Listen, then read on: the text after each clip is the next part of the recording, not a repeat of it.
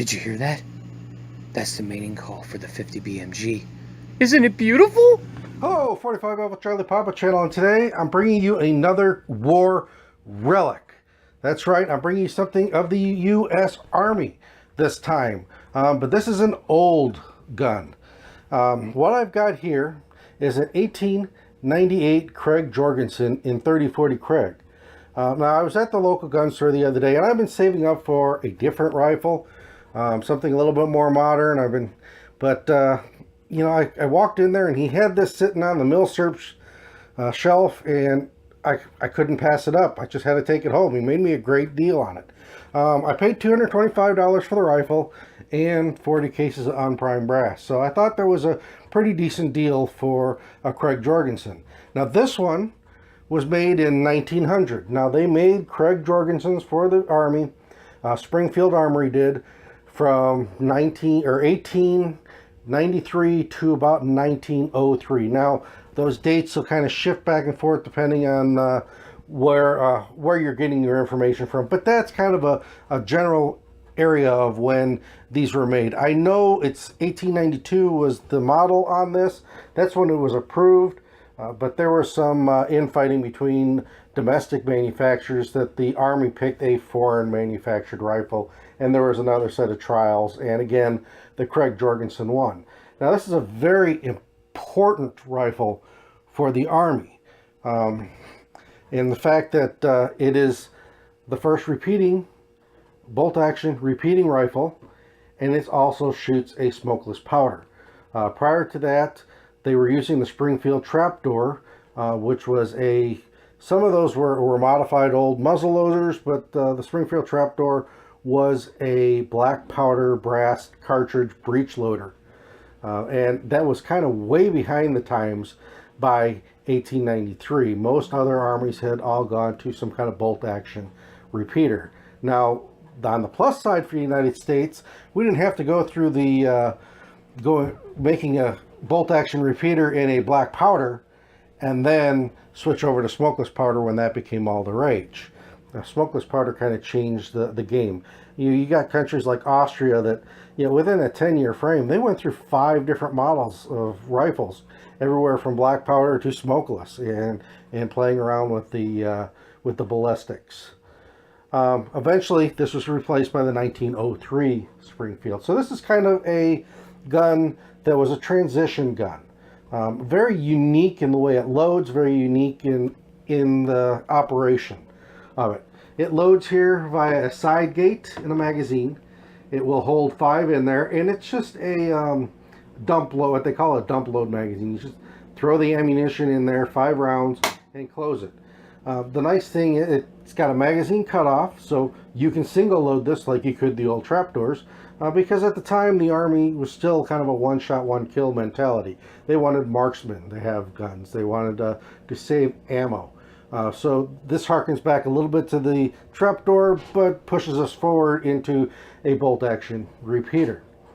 Like I said, there's a magazine cutoff on there, so you could throw a round in the chamber, make sure the magazine cutoff is on, go ahead and this is a cock-on close, go ahead and close the bolt, load your 5 reserve rounds, and then you could sit there all day long, you know, load, shoot, fire, shoot, and then when you were charging a hill or something, you would then click the lever off, and you could run the other 5 rounds through the magazine.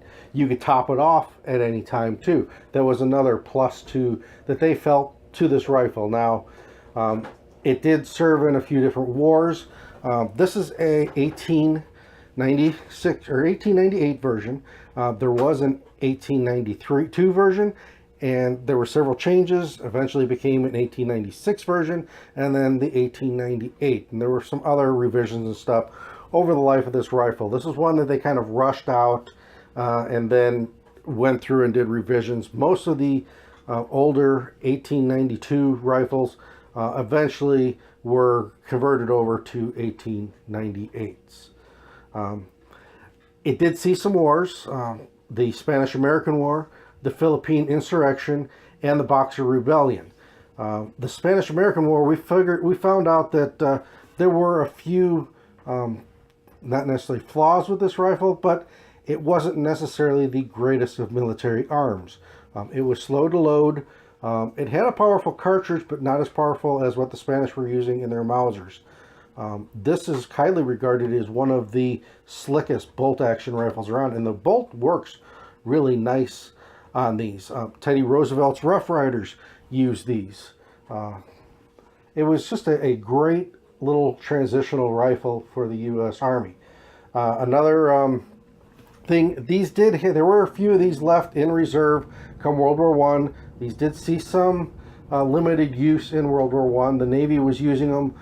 There were some rear echelon troops, some engineering groups and stuff like that that were using these in World War I.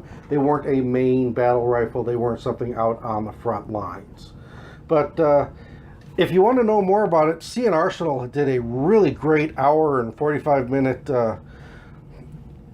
presentation of this rifle, the inventors, all the stuff it went through for trials and stuff like that. And I encourage you, go over there and check that out. This kind of the Cliff Note versions of the gun and its history. Now, that history didn't stop after it was replaced by the 1903. And let's kind of go over this rifle, and you'll notice that this rifle is not in its military configuration.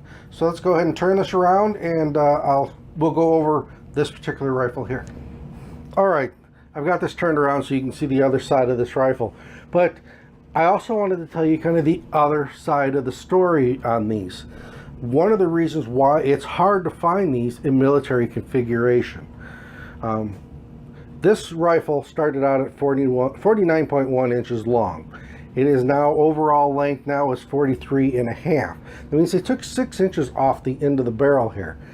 But it wasn't just Bubba that was sporterizing these.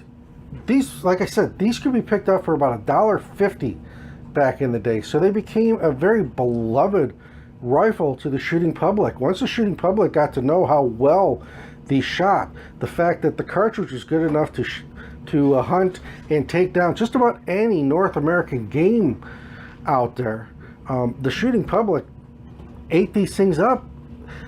This is a wonderful rifle. You could get a military surplus rifle that was every bit as good as most of the sporters of the day, most of the commercial rifles of the day. So these became very beloved to the American shooting public. But the American shooting public wanted a few things. They wanted a shorter barrel. If they were going to take it out in the field, they wanted that 22-inch barrel. They didn't want that longer, almost 30-inch barrel of the military configuration. And it's so much so that it wasn't just Bubba that was sporterizing these. These were being commercially sporterized. I know the NRA back in 1926 was cutting these down and sporterizing these and selling these to their members. They were selling them to their members for the civilian marksmanship programs that they had going on, and just selling them to their members in different clubs and stuff. They were a wonderful, wonderful target gun. Very, very accurate. They were a wonderful hunting gun. So you had stores, big department stores and stuff that were buying these and having them sporterized for their customers. Now this one, I believe, is a commercial sporter, and there's a few reasons why I think that. Now I think Bubba has had a little bit of a hand in the shortened handguard here and the wood missing on top here. It's also missing the safety and the cutoff, the magazine cutoff switch. I've got the cutoff switch on ordered.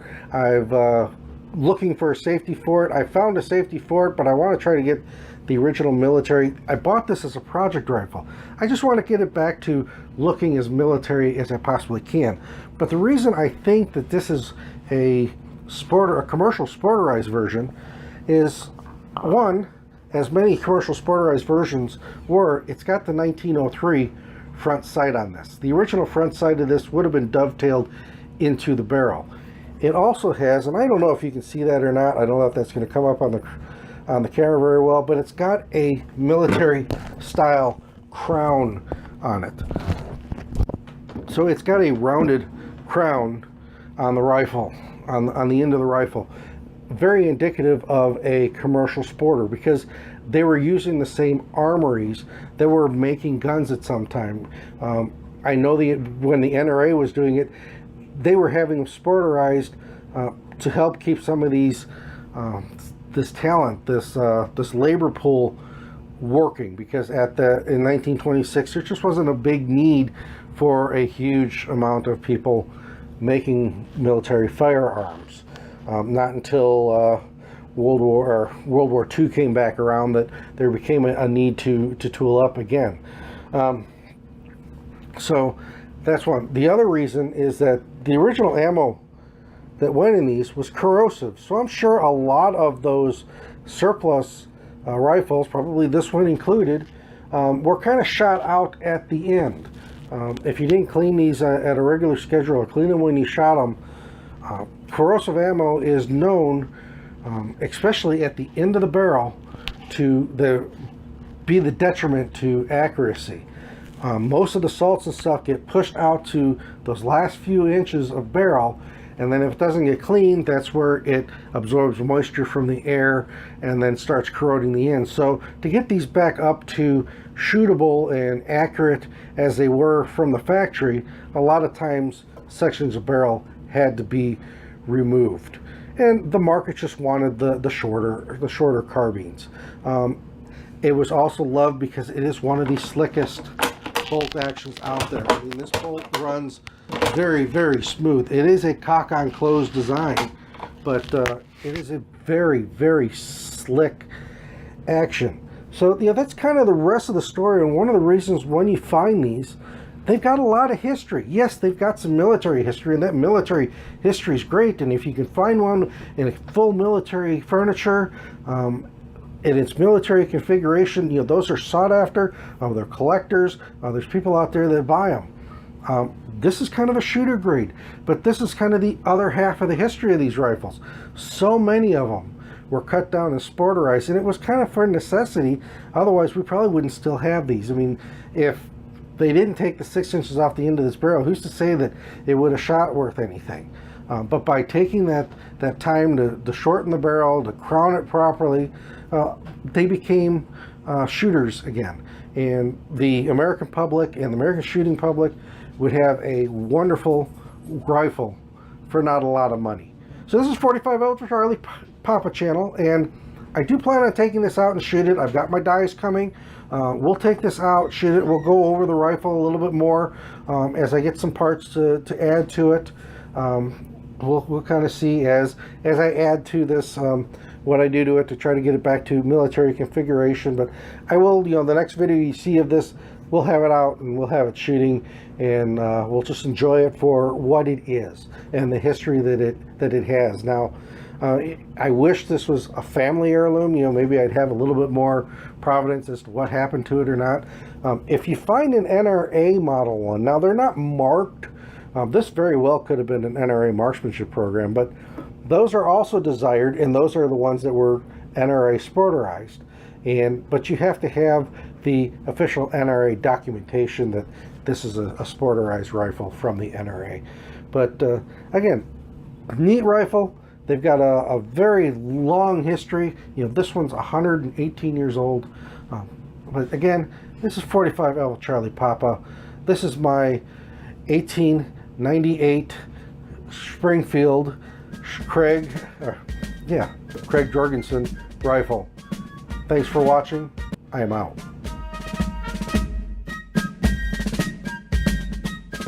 Thanks for watching. Please subscribe.